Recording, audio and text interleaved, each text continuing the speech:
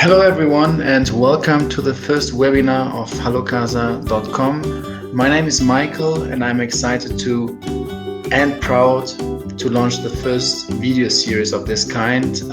We will be having a lot of interesting people, real estate agents, talking about Colombia, about properties, trends, and also their expertise, and we'll get some first-hand insights in this video series. So I'm very proud and excited to launch it today, and looking forward to nice interaction with you, and also get a lot of feedback and information from your side. Before we start, I would like to check if you can hear me properly. On the right hand side you can see a quick a chat box. Please type in if you can understand me and if everything is okay, and if you also can see the screen. Okay, I see Joanna is saying yes, perfect. She can hear me properly. Mark as well. Thomas as well, perfect. Great. Okay, so let's start with the first webinar, with the first idea of what Colombia is about as an investment opportunity, how is the real estate market, and also the buying process. This webinar will focus especially on the buying process, and also about we'll be talking about the Colombia as an investment opportunity in general. So a quick overview of what we will be talking about today. First of all, we will be talking about Colombia from an investment perspective. In particular, we will be talking about demographics, GDP, infrastructure development, and the political situation. Then we will be talking a little bit about the Colombian real estate market, and then the buying process in Colombia. We will then also, in concluding with a quick Q&A. I hope you will be having a lot of questions, and I will be also able to answer them. If not, I will also write them down, do the research, and come then back to you later if needed. So starting with the idea of investing in Colombia, maybe a lot of people might be asking, why should I? I developed I aggregated some data about Colombia in general. I added some data about demographics, also investment, infrastructure investment, and also GDP. And the first one is dealing with the demographics. So one idea is about Colombia as an investment opportunity. We can see that the population is quite young. 26% of the entire population is below 15. And also the crude birth rate is 1.6%. So both are higher than the US, and which also then reflects a little bit the idea that that Colombia has a very young population. The second element is the GDP. GDP has been very stable across the last years, 4% per year across the entire last decade. The living standards have been rising quite fast, and also there's a certain emerging middle class which has a lot of more and more money able to spend. And on the other hand, we have an export mix which is very, very skewed towards commodities and oil and coal, which also has impacted right now the inflation. The inflation has increased within the last 18 months tremendously, since the oil price has dropped from around $80 a barrel to $30, which is a huge change, and also is impacting the peso quite a lot. Just a quick note, if you cannot see properly the graphs, there's one ebook. We have all the data listed and written down in one ebook. You can download the ebook if you follow the link, which you can see right now here in the chat box, and also later on YouTube we will add the link so that you can download the ebook. So you don't have to worry right now about the visuals and maybe also about the things which you so you don't have to note them down. You can just simply download the ebook and then have everything listed. There's even a little bit more information than here on the slides. Now talking about again investment perspective, investing in Colombia from the infrastructure point of view. We have been seeing a very, very strong increase in infrastructure development since 2012, which is ongoingly increasing, especially in double lane highways, operational railways, and also ports. So these three pillars are points in which the government is investing a lot, so that we have a much better infrastructure in Colombia, which also is supposed to trigger the GDP growth rate and also international trade. Very, very strongly needed and much needed, because you usually always hear the same. It costs more to deliver goods from Bogota to the coast than from the coast to China. So it is very, very important to have rivers updated, so that a lot of boats can bring goods from one part in the country to another one, and also railways as much as double lane highways. So now coming to the political situation,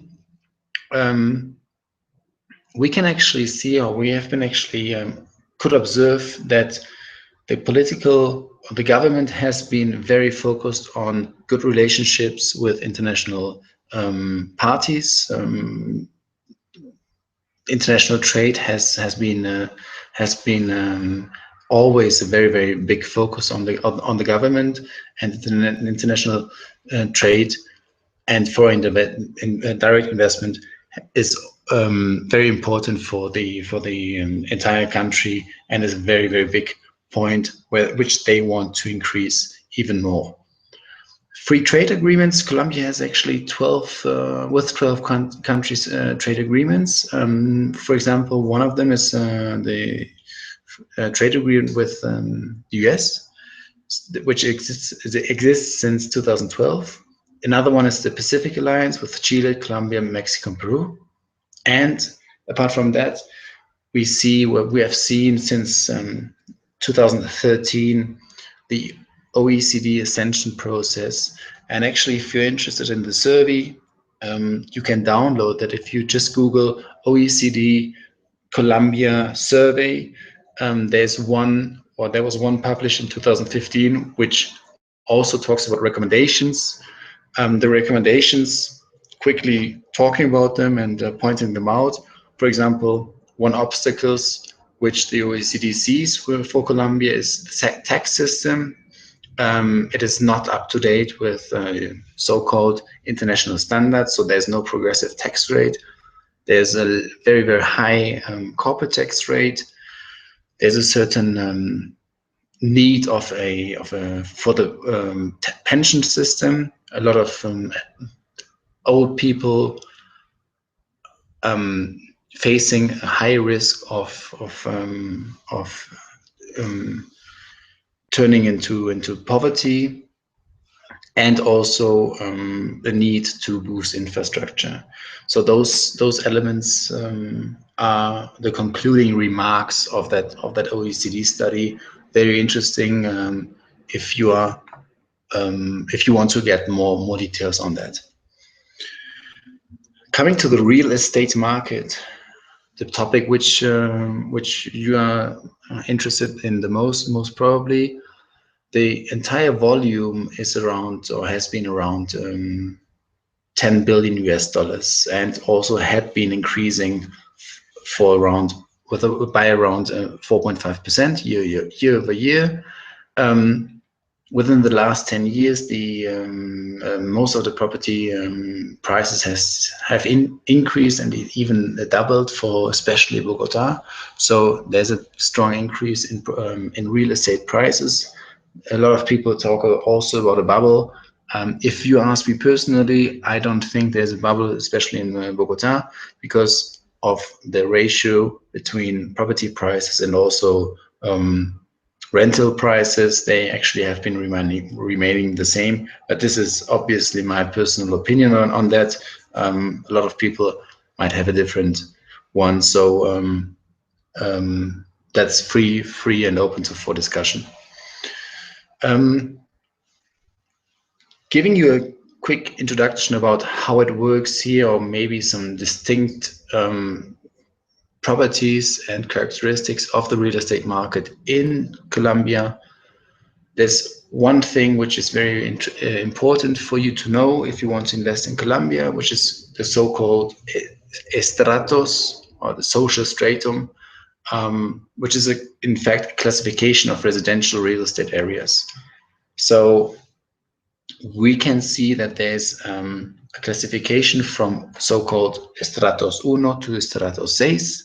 Estratos 1 is the lowest, is the lowest one, and estratos 6 is the highest one. The idea is that the upper estratos, they are subsidizing and paying for the lower ones.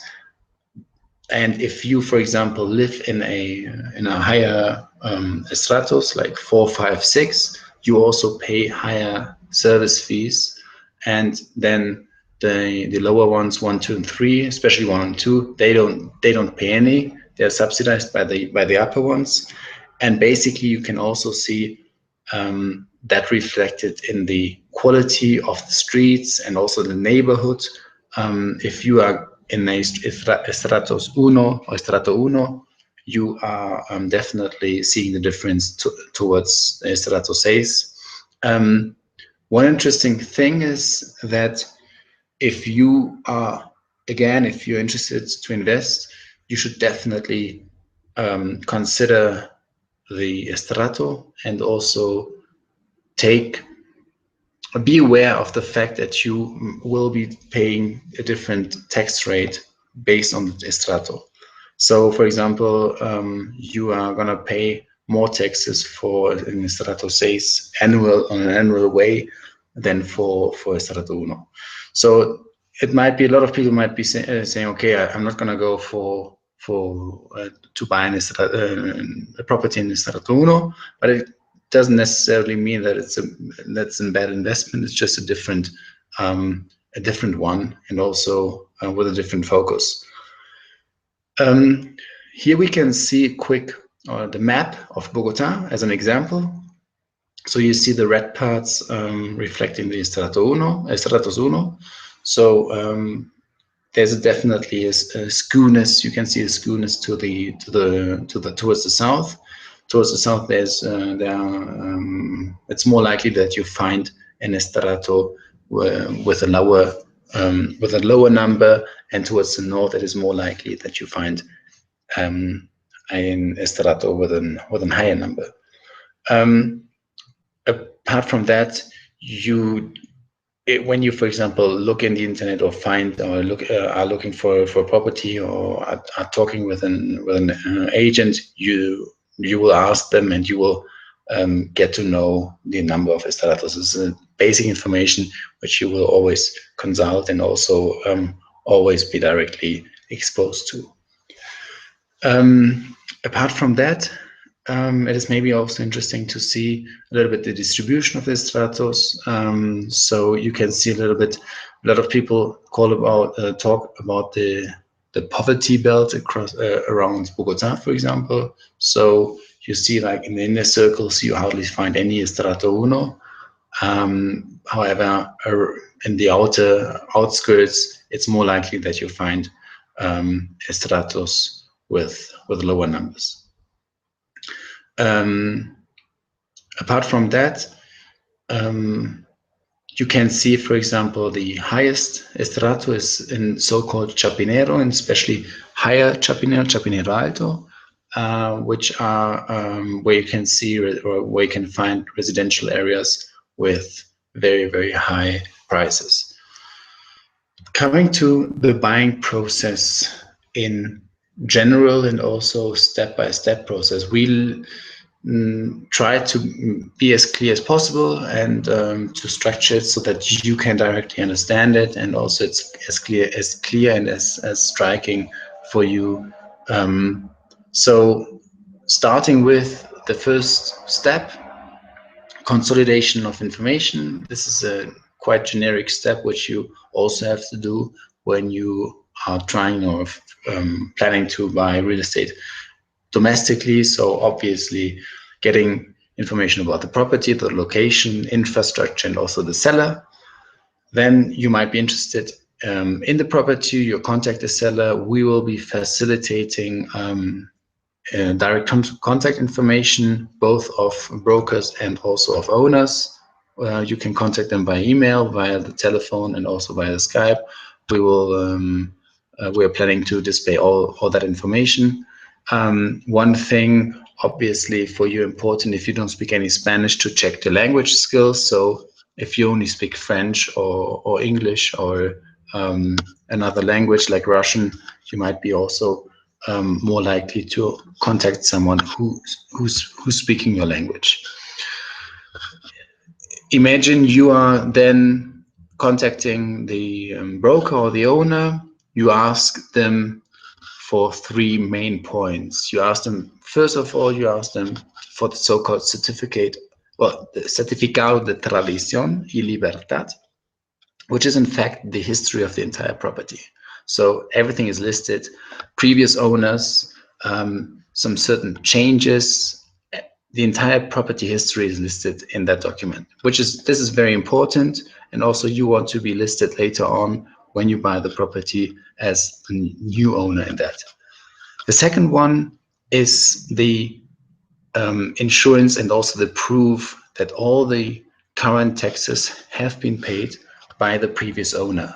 Especially imagine you buy property in April, and you want to make sure that for this current calendar year, all the taxes have been paid, because it's not directly that you month per month you have to pay the taxes. So you want to make sure that all recurring taxes and also deferring taxes are being paid by the previous owner.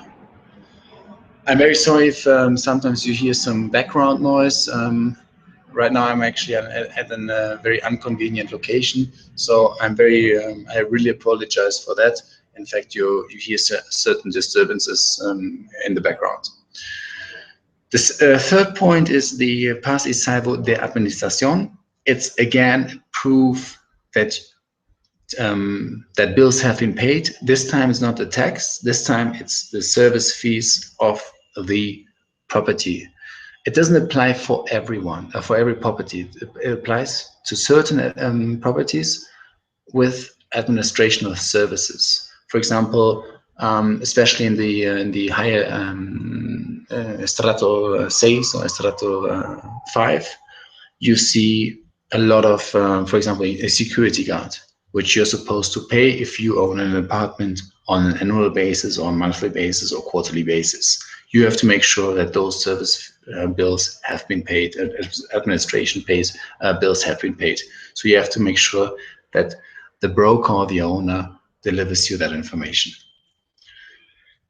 The fourth point is, imagine now the broker or owner sends you the information, everything is clear, you would like to proceed with the process. You ask for the promissory sales contract.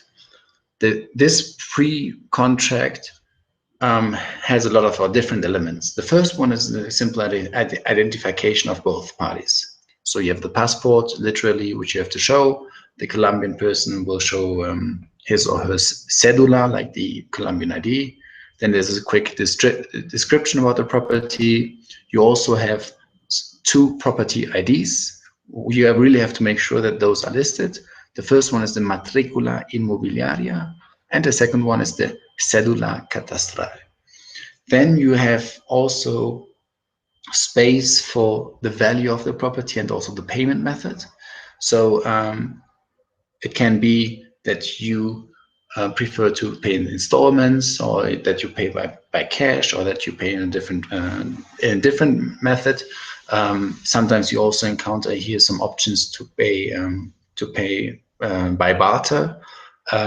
So making sure that those payment methods are the respective payment method is listed properly. Then you have to also disclose the definition of certain penalties in case one of the parties does not comply to the previously defined conditions. So imagine you don't pay, or the other party does not comply to their obligations. So you have to disclose everything. Those things are called arras. Then you will be listing the notary's name who's accompanying this purchase. Basic stuff like date and time when the final contract will be signed. The final contract is called escritura. So make sure that you will be signing this document as well. We'll be talking in a minute about that. And then as well, distribution of expenses among both parties. So expenses being all the expenses which are related to this purchasing process. Now, let's say you signed the promissory sales contract. Now you want to transfer the money to the Colombian bank account. Assuming that you don't have a Colombian bank account and that you're not a client of a Colombian bank, what you need someone in Colombia who's gonna receive your money. This person should be or is acting as a legal representative. If you happen to know someone, for example, a family member, friend who lives in Colombia who has a Colombian ID, which helps him to open a bank account, then you might contact this person. In case you don't, there's one option. You can be working with the so-called fiduciaria, who usually also act as or are open to act as a legal representative, especially when it goes to accepting and receiving the money. Fiduciaries are actually very, very interesting here in Colombia when it comes to buying houses and also projects which haven't been finished yet. Let's say you don't want to buy a house which already exists. You are investing in a certain project which is being built right now. What happens is that you put the money into the fiduciary account. This fiduciary acts as a trustee and holds the money until the construction company has finished the entire project.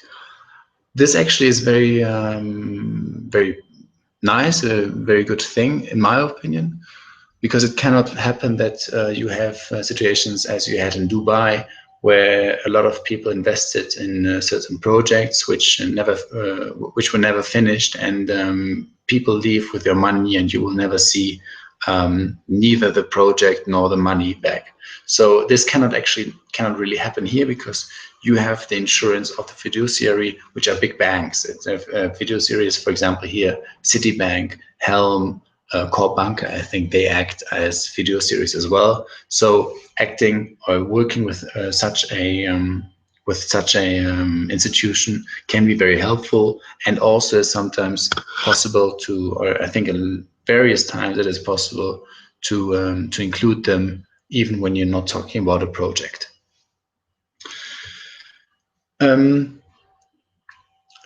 Again, going on with the bank, transferring the money, because it's definitely a huge topic, or it's always being asked by a lot of foreigners.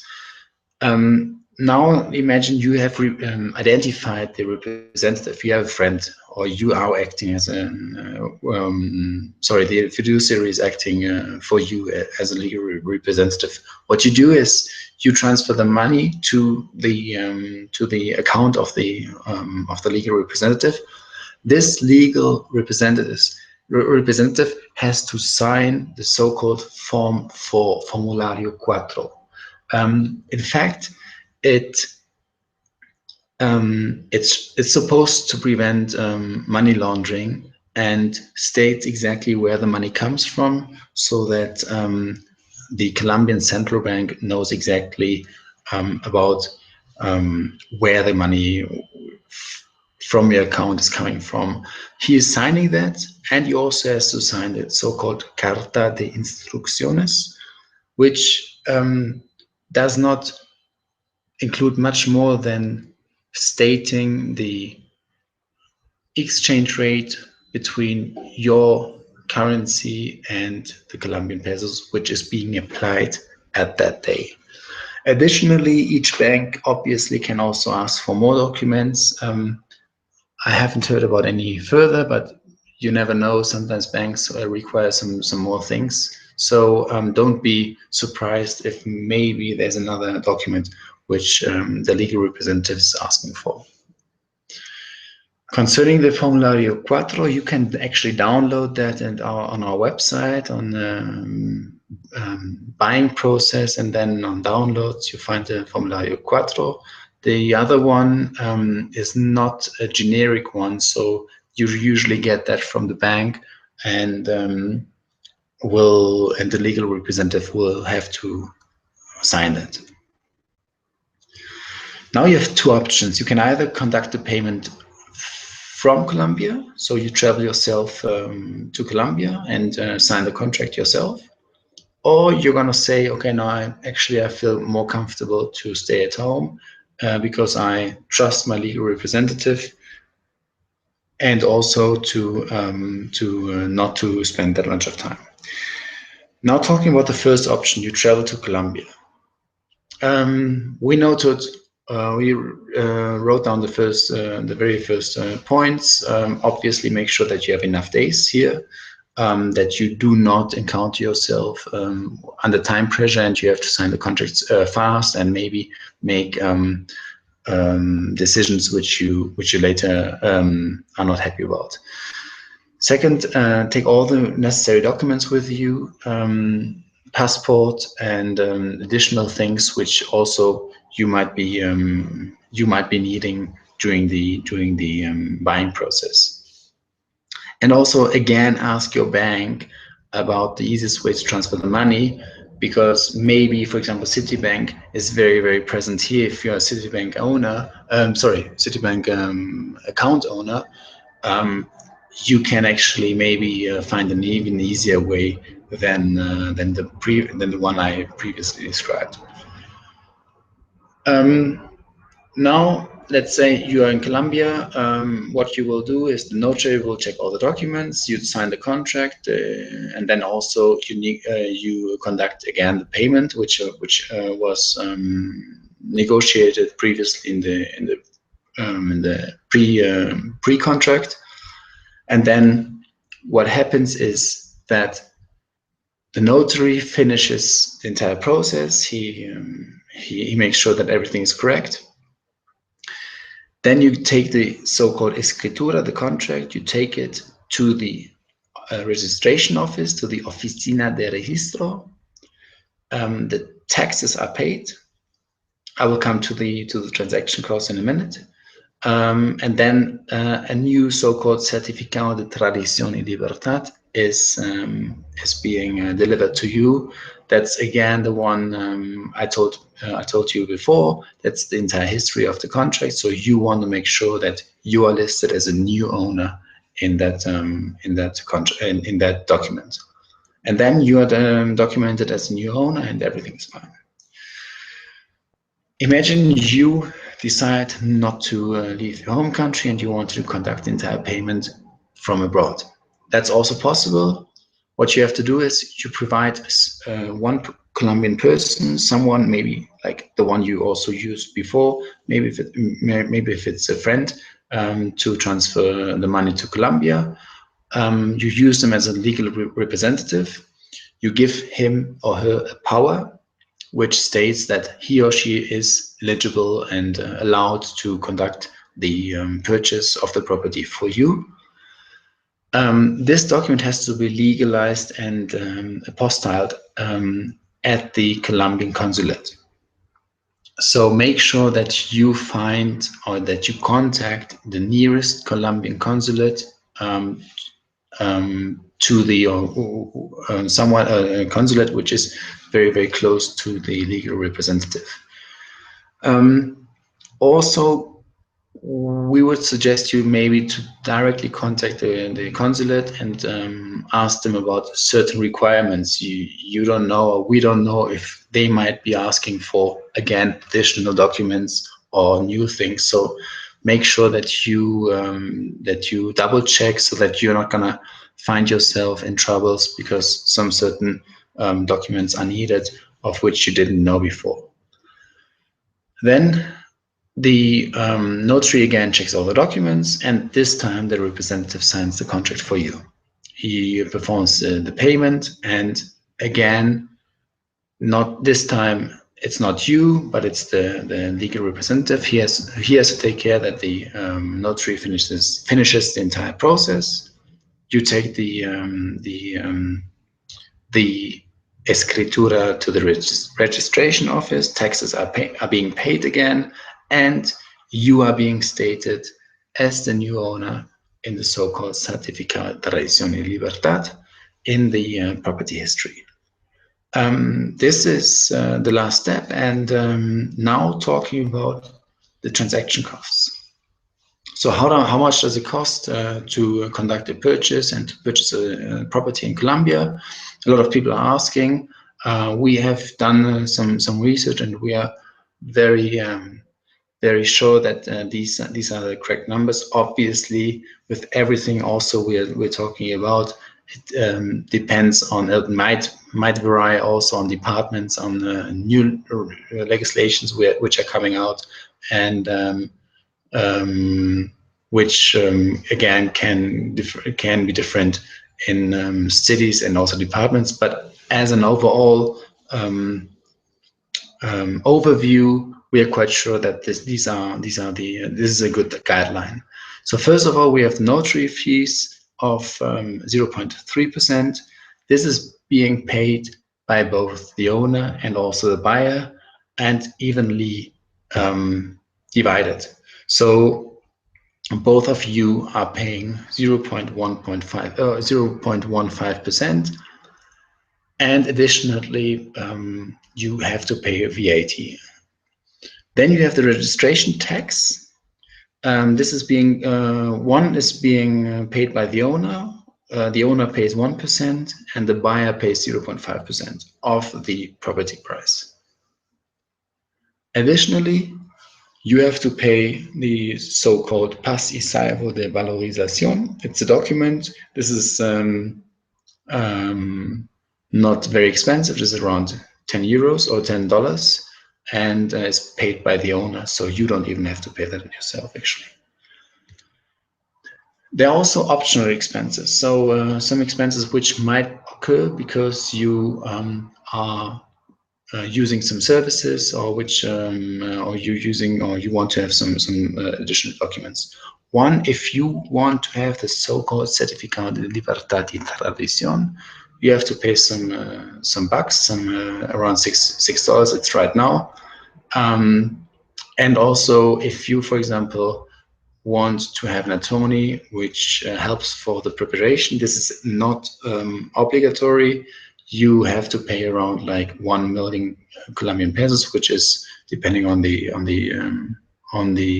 exchange rate, which is around 300 euros right now, 3 to 400 dollars right now. Actually, this already changed during the last weeks. Then, if you are using a broker, you have to know that brokerage fees do vary and also are politically structured. So brokerage fees vary from 3% in cities or in urban areas to up to 10% in rural areas. If you, for example, buy a property somewhere in the Amazon basin, you might be facing a brokerage fee of up to 10%, while if you are going for an apartment in Bogota, you might pay 3%.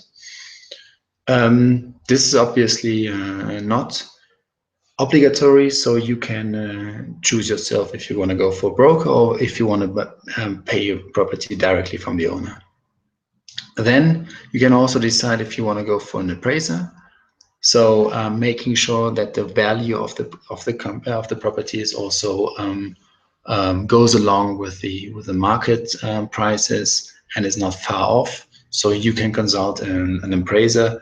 We are also planning to list appraisers on Locasa so that you can directly see which ones are maybe offering services you might be interested in, and also covering the city and the area you want to pay, you want to buy your property. And then, in case you do not speak Spanish, you might be using or be utilizing a translator. Obviously, even if you speak good Spanish, maybe it might be of help because there are a lot of there's a lot of legal terminology and also a lot of terms which even if you speak very well Spanish, you need some assistance with. Now, talking a little bit about the financing in residency. There are people who ask us, okay, can you help us getting a loan? Can you get us to get a financing? Actually, it's not possible if you're not a client at a Colombian bank. You can become a client at a Colombian bank if you have a Colombian ID, a so-called cédula. If you have a cédula, you can go to your bank and ask them for due diligence of yourself and your credit worthiness. And then based on that, they will either decline or accept or offer you a bank loan in order to pay your property. Other than that, it's very unlikely that you will be able to get a bank loan.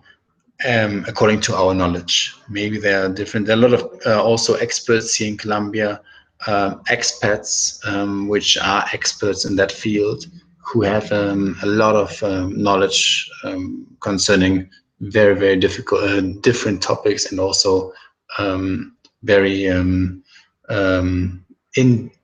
in-depth knowledge concerning especially those issues sometimes. Concerning residency, it might be interesting for some of you if you are planning, for example, to also settle in Colombia, and you would like to know, okay, is there a way to obtain a visa for when I, for example, buy a property? Yes, there is. If you, for example, buy a property in Colombia, which exceeds the amount of $210,000, you might be eligible to obtain a visa for around 5 years, and then you can extend it. I think pretty much as many times as possible. But I don't want to be I don't want to state that clearly.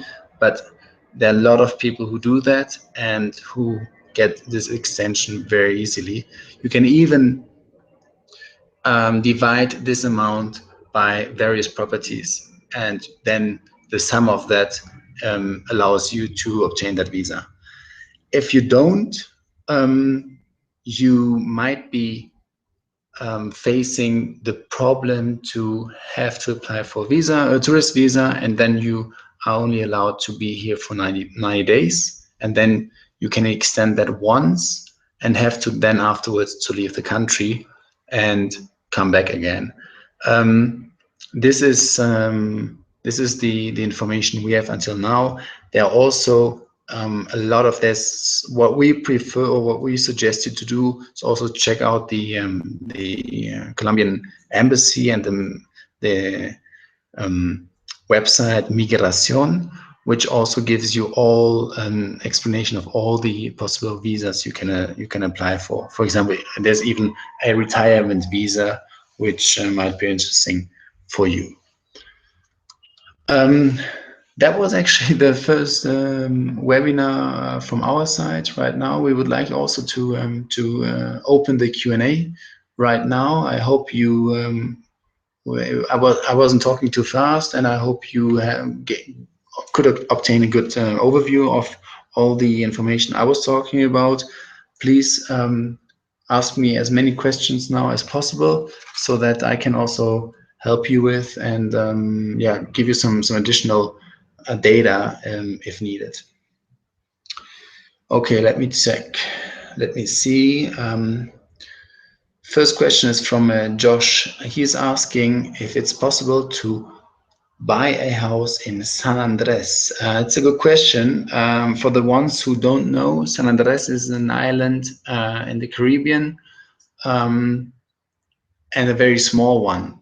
Actually, I'm quite sure that you're not able and eligible to buy a property as a foreigner on San Andres because of one point or one reason. It's not even possible for a lot of Colombians to pay and to buy a property on the island. They're really aware of making sure, they really want to make sure that it's not getting overcrowded, and especially, or for example, if you want to visit San Andres, you are registered when you arrive at the airport, and you are not allowed to, I think, to stay there for longer than 3 months, 3 weeks. I don't know. I don't really remember, but there's a certain amount you are allowed to stay on that island, and it's very difficult to even obtain real estate on that island for Colombians. Okay, let me check. Let me see the next question. This is from Magali. Magali, she's asking what I think about the real estate market in Cali. Okay, that's a good one. The real estate market in Cali, we actually are right now working on an interview about the real estate market in Cali. What we have learned is that the real estate market in Cali is very interesting because it's not as expensive, for example, especially for as expensive as Bogota, and also Medellin. Medellin is increasingly expensive, but still not comparable to the prices of Bogota.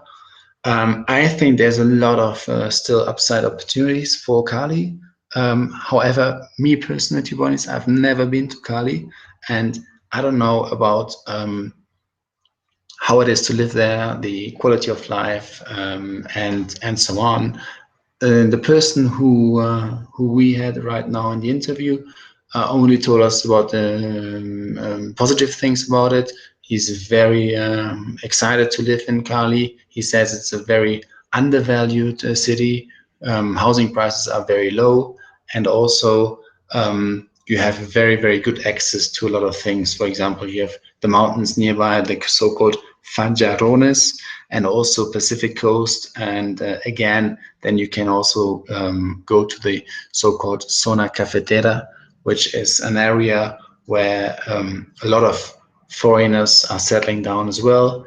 And you also have very, very great tourist opportunities.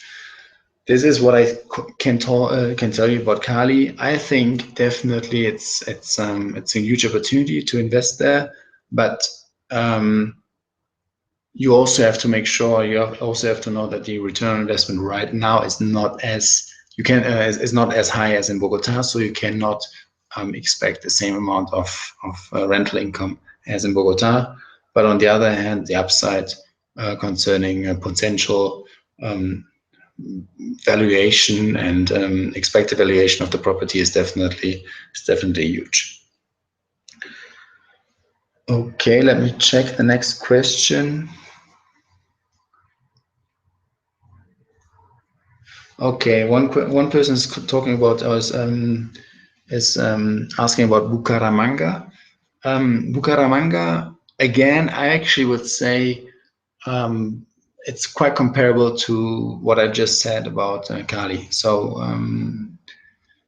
both cities are definitely, there's still a lot of potential, a lot of opportunities, and also very interesting because especially Bucaramanga is very, very nicely situated. So if you're, for example, interested in outdoor sports and extreme sports and stuff, it's a very, very good starting point from where you can locate yourself, and then maybe you're interested in starting your own company and also go and go into the touristic vertical. That might be very interesting for you to also consider that point. Okay, let me see. Another one. Okay.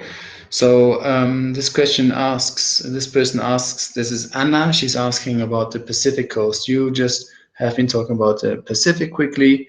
What do you think about the Pacific coast as an investment opportunity? That's a very good question. Anna, I think that, to be honest, Pacific coast has huge potential. The only thing is it's very far off. So it's very difficult to get to the Pacific coast, for example, from Bogota, which also implies, or which also then comes along with less investment in the entire Pacific coast. Like obviously the Pacific coast is huge. Not talking about Buenaventura, but talking about like the coast as per rural areas. It is difficult to, for example, if you are concerned, I don't know what you're considering to do or what you're thinking to do. For example, if you think you are gonna buy a property and then you're gonna run your own hostel, I think it is your hostel can be as good as you want. I think it's very difficult because of the lack of infrastructure to obtain guests. So because they simply will not arrive, because it's like very difficult to arrive to a lot of places. There are various hostels on the Pacific coast, and I would suggest you to contact them directly. I can also send you the link afterwards. You can send us an email, and we will come back to you concerning that. Concerning the prices right now, obviously the prices on the Pacific coast are not comparable to the ones on the Atlantic coast. They are much lower, but it's also less visible, the entire market. So it's very difficult to really obtain like listings and to obtain an idea of who the owner is and so forth and so forth. One thing, one thing which is important for the Pacific coast. There's supposed to be also some guerrilla over there. I am not sure with that concerning that topic, but I heard so. But I would suggest you to also contact. I will also, if you want, I will also send you an email concerning that question. So with more details on that, but it's just an assumption. I'm not really sure about that. Okay, so I don't see any questions anymore. Thank you again so much. I'm really excited to having launched this and also having conducted the first presentation about it. I really hope that you liked it. One thing again about the buying process. If you're interested and if you really want to have the knowledge re-aggregated, please feel free to download the ebook where you see like directly all the information and also a little bit more information about it. You can find the link here directly in the webinar, and also we will post it later on YouTube. So thank you very much, and feel free also to contact us for any other inquiry. You will be finding on our homepage, hopefully soon. First of all, you will be finding experts, agents, owners, translators. So we will be trying to aggregate as many people and also to list as many people as possible, so that you can then on your own find information and contact the respective person you really would like to talk to further. So thanks again, and have a great evening. Thank you. Bye-bye.